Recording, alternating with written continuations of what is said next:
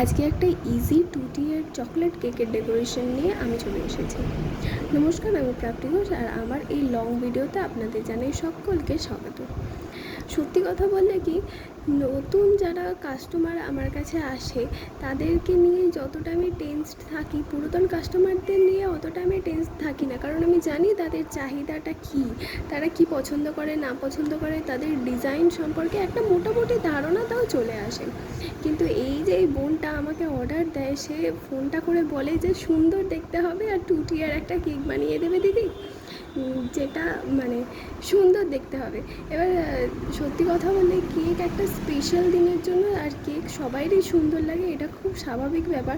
আর সব থেকে আমি বেশি টেনসড হয়ে পড়ি তখন যখন কেউ বলে যে দিদি একটু সুন্দর করে কেকটা বানিয়ে দেবেন, ভীষণ আমি চাপে পড়ে যাই।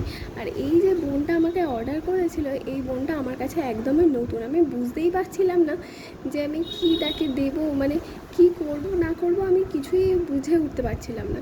তো সে যখন চকলেট কেকের অর্ডার দিয়েছে, আমার মনে হয়েছে যে চকলেটটা একটু বেশি করে দিয়ে দিলে আই থিঙ্ক তার বেশি বেটার লাগবে। তো আমি দুটো কালার কম্বিনেশন করে দেখো 2 কেকটা রেডি করেছি, আর এই যে ফাইনাল ডেকোরেশন। Thank you.